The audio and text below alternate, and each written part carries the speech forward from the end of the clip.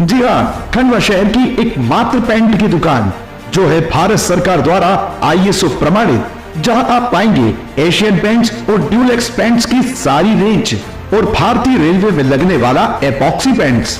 साथ ही हमारे यहाँ वाटरप्रूफिंग केमिकल की सारी रेंज उपलब्ध है और मकान में लगने वाले दीमक का काम भी किया जाता है। अधिक जानकारी के लिए संपर्क करें राजा पेंट्स, बॉम्बे बाजार, खंडवा। कल शाम को 7 बजे के करीब पुनासा कस्बे में ही कृष्णा ज्वेलर्स है, जिसके ओनर राकेश सोनी है। वो अपनी दुकान को बंद करके वहाँ से 2 थैले थे, जिसमें जो प्रतिदिन कुछ ज्वेलरी का सामान लेके अपने घर जाते थे। जैसे वो बंद करके बाहर निकले, अचानक से पहले 3 लोग और बाद में 2-3 और लोग आए, जिन्होंने वहाँ उनको डंडे से वार किया उनके सर पे और उनके कंधे पे। वार करने के बाद वो गिर गए। उनके थैले को वहाँ से लेके वो भागे और चिल्लाते हुए उनके पीछे भी लगभग 100-150 मीटर तक गए। उनके ऊपर फिर पथराव वगैरह भी उन्होंने कर दिया, जिसके कारण वो आगे नहीं जा पाए। खेतों से होते हुए जो अज्ञात बदमाश थे भागे। जैसे ही सूचना पुलिस को मिली, तत्काल ग्रामीणों के साथ मदद लेके पुलिस खेतों में और नर्मदा जी के तट तक, जहाँ धारा जी का जाने का रास्ता है, वहाँ तक रात में सर्चिंग अभियान चलाए गए।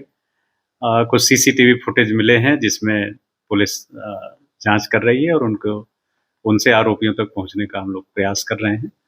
इस पूरे घटनाक्रम में अभी जो जानकारी आई थी फरियादी द्वारा, लगभग उन्होंने 30-40 लाख के आसपास का मसरूका होने की बात अभी प्रथम दृष्टया बताई है। वो पूरी काउंटिंग के बाद ही वो सही जानकारी दे पाएंगे।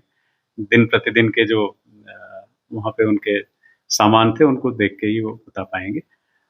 हम लोगों का प्रयास है कि इसमें जल्द से जल्द अज्ञात आरोपियों को पकड़ा जाए और उनसे माल बरामद किया जाए। मैंने इसके लिए एक विशेष टीम का गठन किया है, जिसका नेतृत्व एडिशनल एसपी राजेश रघुवंशी कर रहे हैं।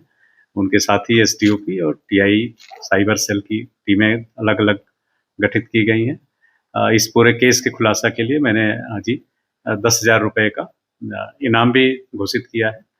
वहाँ के स्थानीय लोगों से भी मैं अपील करूँगा कि जहाँ भी इस तरह के अज्ञात लोगों को देखा है उन्होंने, या उनको कोई सूचना मिली है, तत्काल पुलिस को अवगत कराएं, जिससे हम लोग अज्ञात आरोपियों तक शीघ्र से शीघ्र पहुँच के उनको गिरफ्तार कर सकें। नहीं, इस बारे में फरियादी ने ये जरूर बोला था कि उन्होंने जब पीछा कर रहे थे तो बोला कि कट्टा निकालो, लेकिन किसी तरह का उन्होंने वेपन नहीं देखा, ना कोई फायरिंग उनके सामने।